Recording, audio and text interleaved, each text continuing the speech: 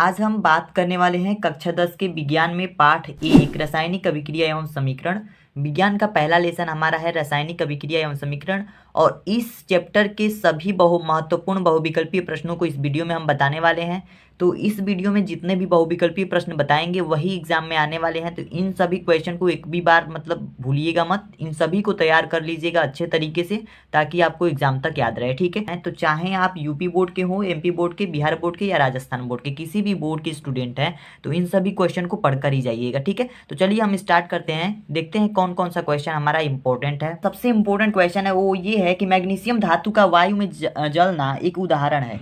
ठीक है, यानी मैग्नीशियम धातु को अगर वायु में जलाते हैं तो किसका उदाहरण बनता है। पहला ऑप्शन दिया गया है भौतिक परिवर्तन का, दूसरा ऑप्शन है रासायनिक परिवर्तन का, तीसरा ऊष्मागतिकी का, और चौथा है हमारा इनमें से कोई नहीं।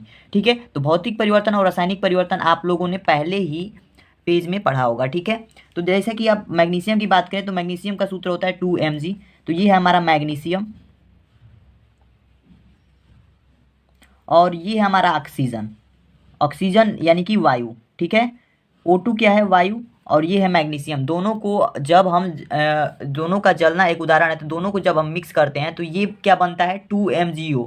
ये रासायनिक समीकरण बनता है, जिसे हम क्या कहते हैं, मैग्नीशियम ऑक्साइड। Magnesium oxide. अच्छे से समझिएगा, सारे क्वेश्चन को बहुत ही अच्छे तरीके से समझाएंगे, एक भी डाउट नहीं रहेगा आप में। ठीक है, आपके अंदर एक भी डाउट नहीं बचेगा पूछने के लिए। तो ये हो जाएगा हमारा मैग्नीशियम ऑक्साइड। और जिसके संगठन और गुणधर्म नहीं बदलते हैं उन्हें हम भौतिक परिवर्तन कहते हैं। तो इसके संगठन और गुणधर्म में बदलाव दिख रहे हैं, क्योंकि ये मैग्नीशियम और वायु मिलकर के मैग्नीशियम ऑक्साइड का निर्माण कर रहा है। तो इसलिए यह जो अभिक्रिया होगी, वो यह जो जलना होगा, यह उदाहरण होगा किसका होगा, रासायनिक परिवर्तन का होगा। ठीक है, तो सही उत्तर हो जाएगा हमारा रासायनिक परिवर्तन का। तो बी नंबर ऑप्शन जो होगा आपका सही होगा। ठीक है, तो हम बात करते हैं दूसरे नंबर क्वेश्चन की। तो दूसरा नंबर क्वेश्चन है हमारा ऊष्माशोषी अभिक्रिया है। इनमें उदाहरण दिए गए हैं, ये 4 ऑप्शन दिए गए हैं, और इसमें से बताना है कौन ऊष्माशोषी अभिक्रिया है। तो देखिए, पहला जो हमारा ऑप्शन है N2+O2 का जब अभिक्रिया कराते हैं तो हमें 2NO प्राप्त होता है। H2 और I2 का जब अभिक्रिया कराएं तो 2HI प्राप्त हुआ है। C+O2 का जब अभिक्रिया कराएं तो 2HI प्राप्त हुआ है। इसी प्रकार से ये हमें दिए गए हैं, और इनमें से कोई एक सही है। तो सबसे पहले हम देख लेते हैं कि ऊष्माशोषी अभिक्रिया में हमने क्या पढ़ा था। ऊष्माशोषी का मतलब होता है कि जिसमें ऊष्मा का अवशोषण होता है। ठीक है, जिस अभिक्रिया में ऊष्मा का अवशोषण होता है उसे हम ऊष्माशोषी अभिक्रिया कहते हैं। तो आपको अगर ऊष्माशोषी अगर नहीं पता है तो संयोजन तो पता होगा। तो अगर आपको संयोजन पता है, संयोजन अभिक्रिया के बारे में, तो ये चीज़ें आपको बहुत ही आसानी तरीके से समझा देता हूँ। सबसे पहले ये देखिए कि C+O2 मिल करके कभी 2HI तो बनाएगा नहीं, तो ये ऐसे ही गलत है। ठीक है, ऐसे ही रॉन्ग है। अब देखिए S+O2 मिल करके SO2 बना रहा है, यानी कि S और O2 जब दो पदार्थ मिल करके एकल उत्पाद का निर्माण करते हैं तब वो क्या होता है, दो तत्व मिल करके एकल उत्पाद का निर्माण, एक एकल यौगिक बना रहे हैं, तब वो क्या होगा, संयोजन अभिक्रिया होगा। ठीक है, तो संयोजन अभिक्रिया है, हमें इससे पूछा क्या है, ऊष्माशोषी अभिक्रिया, तो इसलिए ये भी रॉन्ग हो जाएगा। एक और ऑप्शन है H2+I2। H2+I2 मिलकर के 2HI बना रहा है, जो कि बैलेंस रूप से हमारा संयोजन अभिक्रिया का उदाहरण बन रहा है। तो संयोजन अभिक्रिया हमसे नहीं पूछा है, ऊष्माशोषी पूछा है, तो संयोजन ये भी गलती हो जाएगा। ठीक है, अब बात करते हैं, एक ऑप्शन बचा है तो कोई एक ही ऑप्शन सही होगा। तो सीधी सी बात है, इस पर आप टिक कर देंगे, और इस चीज़ को समझ लेते हैं कि क्यों यही सही है, यही क्यों सही है, ऊष्माशोषी अभिक्रिया केवल यही क्यों है, ये सब ऊष्माशोषी अभिक्रिया क्यों नहीं है। तो इसको हम समझ लेते हैं, रीजन क्या है यहाँ पे।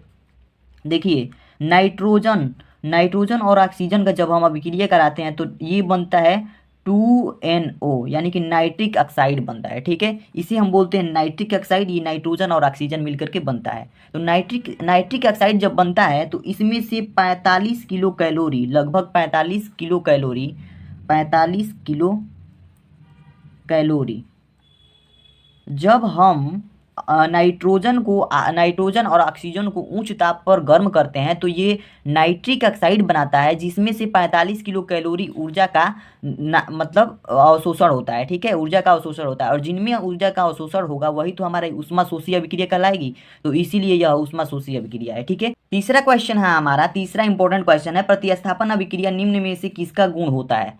जो प्रतिस्थापन अभिक्रिया होती है निम्नलिखित में से किसका गुण होता है। ऑप्शन दिया गया है, ए एल्कीन का, बी एल्काइन का, सी पैराफिन का और डी इनमें से कोई नहीं। तो सही उत्तर आप याद कर लीजिएगा, क्योंकि जो प्रतिस्थापन अभिक्रिया होती है वो गुण होता है एल्कीन का। इसी आपको रट लेना है, याद कर लेना है, ठीक है। किसका गुण होता है? एल्कीन का।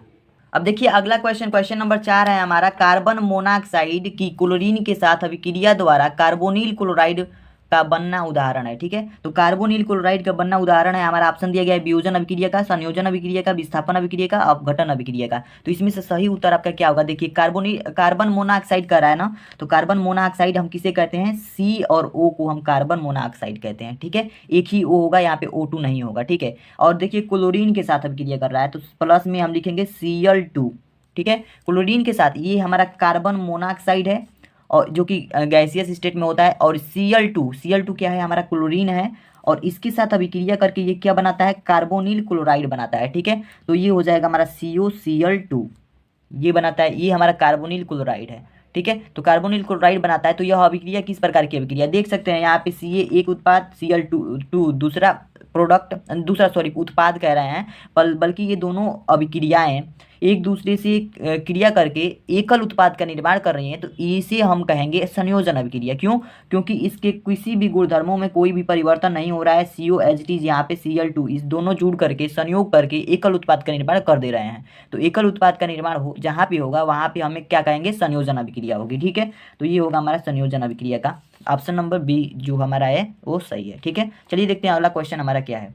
अगला क्वेश्चन, क्वेश्चन नंबर 5 है हमारा, Fe2O3 प्लस Al जब दोनों Fe2 यानी कि फेरस ऑक्साइड और एल्यूमिनियम का जब हम रिएक्शन कराते हैं, जब ये दोनों एक दूसरे से अभिक्रिया करके Al2 यानी कि एल्यूमिनियम ऑक्साइड प्लस 2Fe बनते हैं, तो ऊपर दी गई अभिक्रिया किस प्रकार की अभिक्रिया? यह जो इक्वेशन, जो यहाँ पे समीकरण है, इसे समझिए अच्छे से। देखिए Fe2O3 यहाँ पे है, प्लस में Al, यहाँ पे क्या जुड़ा है? एल्यूमिनियम जुड़ा हुआ है। अब जब इसका रिएक्शन कराते हैं तो Al2 के साथ O3 आ जाता है, यानी कि O का जो मतलब O3 है ये प्रतिस्थापित हुआ है कम क्रियाशील से अधिक क्रियाशील वाले तत्वों की तरफ। तो Al का क्रियाशीलता अधिक है, इसलिए O3 क्या हुआ है? Al के साथ आ गया है, और जो 2Fe है, Fe जो है ये बाहर निकल गया है, ठीक है। तो इसे हम कहते हैं प्रतिस्थापन अभिक्रिया। आपने पढ़ा होगा प्रतिस्थापन अभिक्रिया को ही हम विस्थापन अभिक्रिया भी कहते हैं। तो यहाँ पे ऑप्शन लिखा दिया गया है हमारा, संयोजन अभिक्रिया, वियोजन अभिक्रिया, द्विविस्थापन अभिक्रिया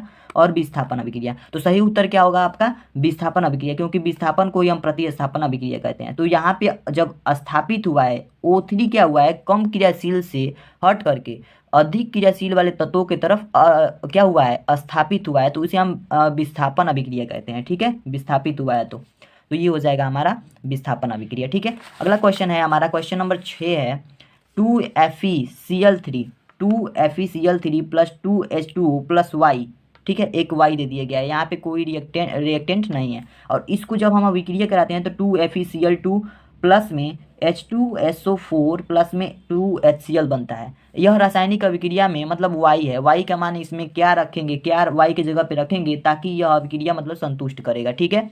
तो देखिए 2FeCl3 है, 2FeCl2 है यहाँ पे, ठीक है। यहाँ पे देख सकते हैं 2H2O है, और यहाँ पे H2SO4 है। तो यहाँ पे देखिए, यहाँ पे H2S यहाँ पे एक्स्ट्रा आ गया है, तो ये इससे ही मतलब है कि H2S यहाँ पे है। तो इसमें ऑप्शन में देख सकते हैं यस दिया गया है, तो यस Y की जगह पे रखेंगे तो यहाँ इसमें तो कोई परिवर्तन होगा नहीं, ठीक है। तीसरे स्थान पे हमको HCl चाहिए, ठीक है। तो एक H भी चाहिए और यस भी चाहिए हमें, तो ये 2 H चाहिए और एक यस चाहिए। तो इसमें देखिए यस होगा नहीं, SO2 होगा नहीं, Cl2 होगा नहीं, तो हमारा बी ऑप्शन सही हो जाएगा H2S। तो सही ऑप्शन हमारा क्या है? H2S, ठीक है। 7वां नंबर क्वेश्चन हमारा है, 7वां नंबर क्वेश्चन ध्यान दीजिएगा, हाइड्रोजन क्लोराइड और अमोनिया संपर्क में आने पर क्रिया करके बनाते हैं हाइड्रोजन क्लोराइड किसे कहते हैं? HCl को, ठीक है। और अमोनिया क्या होता है? NH3 को। चूंकि हमने देखिए क्वेश्चन में थोड़ा सा मिस्टेक कर दिया है, क्वेश्चन में ये कहना चाहिए था कि अमोनिया और हाइड्रोजन क्लोराइड को संपर्क में आने पर जो क्रिया बनाते हैं वो कौन सी क्रिया होती है। तो यहाँ पे देखिए दोनों मिलकर के क्या बनाते हैं? Ammonium chloride, ammonium sulphide, ammonium oxide गंधक। तो देखिए सबसे पहले तो हम अमोनियम ऑक्साइड कह ही नहीं सकते हैं, क्योंकि इसमें ऑक्सीजन है ही नहीं, ठीक है। तो अभिक्रिया करने के बाद वो ऑक्साइड का रूप कभी धारण कर ही नहीं सकता है, ठीक है। और सल्फाइड भी कभी धारण नहीं करेगा, ये भी गलत है। 2 ऑप्शन बचा, गंधक और अमोनियम क्लोराइड। तो इसको हम करेंगे तो समझ में आ जाएगा। देखिए इसका जब रिएक्शन कराते हैं तो एक H यहाँ पे और H3 यहाँ पे, तो ये ये यच जो होगा, ये यच इसके साथ इस अमोनिया के साथ मिल जाएगा, तो ये हो जाएगा हमारा NH3, और Cl जो होगा ये बाहर की तरफ मतलब प्लस में Cl हो जाएगा। ठीक है, तो इस प्रकार से ये जो रूप धारण करेगा ये अमोनियम क्लोराइड का रूप धारण करेगा। ठीक है, तो सही उत्तर हमारा हो जाएगा option number A, ammonium chloride. तो इसलिए ये सही हो जाएगा और ये गंधक भी हमारा क्या हो जाएगा, रॉन्ग हो जाएगा। ठीक है, तो इस प्रकार से आपको थोड़ा सा मतलब सेंस भी लगाना है और इस प्रकार से क्वेश्चन को देखना है। ठीक है, अब देखिए बात करते हैं क्वेश्चन नंबर 8 की। तो क्वेश्चन नंबर 8 है हमारा, यदि उत्पाद अधिक स्थायित्व रखते हैं तो रासायनिक अभिक्रिया, अब ऑप्शन दिया गया है, संपन्न होती है, संपन्न नहीं होती है, अत्यधिक तीव्र होती है, निम्न गति से होती है। तो इसमें देखिए सही उत्तर आपका क्या है, आराम से देखिएगा, जो भी बताएंगे उसको आप याद कर लीजिएगा, जिस तरीके से बता रहे हैं समझने का प्रयास कीजिएगा और उसको याद कर लीजिएगा। तो यदि उत्पाद अधिक स्थायित्व रखते हैं तो जो अभिक्रिया होगी वो संपन्न होगी, और अगर कम स्थायित्व उत्पाद रखेंगे तो वहाँ पे संपन्न नहीं होती है अभिक्रिया। ठीक है, रासायनिक अभिक्रिया क्या होती है, संपन्न नहीं होती है अगर कम स्थायित्व रखेंगे तब, अगर अधिक स्थायित्व है तो यहाँ पे अभिक्रिया क्या होगी, संपन्न होगी। ठीक है, तो इस प्रकार से इस क्वेश्चन का आंसर हो जाएगा। सारे क्वेश्चन बहुत इंपॉर्टेंट है, ज़्यादा क्वेश्चन नहीं बताएंगे, 10 बहुविकल्पीय क्वेश्चन बताएंगे, इसी तरह से सभी चैप्टर के क्वेश्चन बताएंगे। अगर आप चैनल पे नए हैं तो चैनल को सब्सक्राइब कर लीजिए, खास करके चैनल पे आप जो भी देख रहे हो नए ही होंगे क्योंकि चैनल नया नया खुला है। ठीक है, तो चैनल को सब्सक्राइब जरूर कर दीजिएगा, ये बोर्ड परीक्षा 2023 के लिए बहुत ही इंपॉर्टेंट प्रश्न है। क्वेश्चन नंबर 9 हमारा क्या है, देखिए, रासायनिक अभिक्रिया का वह प्रकार जिसमें अभिकारक यौगिकों के आयन एवं मूलक परस्पर विनिमय कर नए उत्पाद निर्मित करते हैं कहलाता है। तो जिनमें, ये देखिए परिभाषा ही लिख दिया गया है और कहा गया है कि इसे हम कहते हैं, क्या कहते हैं, तो आपको सभी अभिक्रियाओं की परिभाषा याद होनी चाहिए। ऑप्शन दिया गया है उभय अपघटन अभिक्रिया, अपघटन अभिक्रिया, आयनिक वियोजन अभिक्रिया, अनुत्क्रमणीय अभिक्रिया। तो सभी अभिक्रियाओं की जो परिभाषा है आपको याद होनी चाहिए।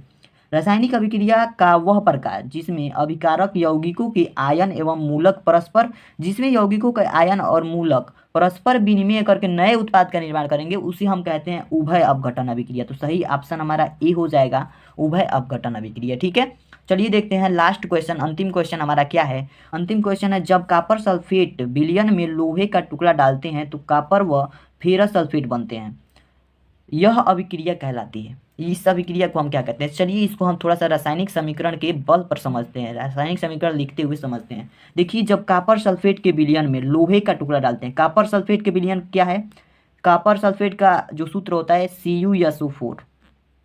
ठीक है, ये हमारा कॉपर सल्फेट है, इसमें हम लोहे का टुकड़ा डालते हैं, लोहा का सूत्र क्या होता है, Fe होता है, Fe। जब इसमें हम Fe, इस विलयन में Fe को मिलाते हैं तो ये जो रिएक्शन होगा हमारा, जब अभिक्रिया बनाएंगे इसका, तो ये बनेगा हमारा Cu। अब देखिए SO4 है और ये Fe है, तो अभिक्रिया करने के बाद क्या बनता है, कॉपर व फेरस सल्फेट बनता है। तो FeCu से, देखिए यहाँ पे समझिए, जो Cu है वो कम क्रियाशील तत्व है Fe के कंपेयर में, Fe की तुलना में, यानी कि लोहे की तुलना में जो कॉपर है वो कम क्रियाशील होता है। तो इसलिए जो SO4 इसके साथ जो जुड़ा होता है वो Fe के साथ आ जाता है। जब अब इसकी अभिक्रिया कराते हैं तो FeSO4 हो जाएगा। ठीक है, और प्लस में कॉपर का निर्माण होता है, प्लस में कॉपर अलग हो जाएगा इससे। ठीक है, तो देखिए जब हम यहाँ पे इसका विस्थापन किए हैं SO4 का, तो ये सिंपल सी बात है कि यह प्रतिस्थापन अभिक्रिया होगी या विस्थापन अभिक्रिया इसे कह सकते हैं। ठीक है, तो ऑप्शन में जिस प्रकार से दिया होगा, प्रतिस्थापन अभिक्रिया, योगात्मक अभिक्रिया, ऊष्मीय वियोजन, ऊष्मीय अपघटन, तो दिया तो है प्रतिस्थापन अभिक्रिया है, तो यह क्या होगी, प्रतिस्थापन अभिक्रिया। क्यों होगी, क्योंकि Cu के साथ जुड़ा हुआ SO4 Fe के साथ अब जुड़ जाता है, यानी कि वो क्या हो जाता है, विस्थापित हो जाता है, इसलिए हम इसे क्या कहते हैं, प्रतिस्थापन अभिक्रिया। ठीक है, तो ऑप्शन नंबर ए हो जाएगा हमारा प्रतिस्थापन अभिक्रिया। तो आशा करता हूं दोस्तों आपको बहुत ही अच्छे तरीके से सारे क्वेश्चन क्लियर हो गए होंगे। इसी तरह से सभी चैप्टर के हम क्वेश्चन को बताएंगे, बहुविकल्पीय, अति लघु उत्तरीय, लघु उत्तरीय और दीर्घ उत्तरीय प्रश्नों के अलग अलग वीडियो आपको मिलेंगे। इसी तरह से बोर्ड की तैयारी बहुत ही अच्छे तरीके से कराएंगे दोस्तों। तो चैनल पर नए हैं तो चैनल को सब्सक्राइब कर लीजिए और बहुत ही बेसिक लेवल से अच्छे तरीके से आपको समझाने का प्रयास करेंगे। मिलते हैं नेक्स्ट वीडियो में अच्छे कंटेंट के साथ। आज के लिए इतना ही, थैंक यू।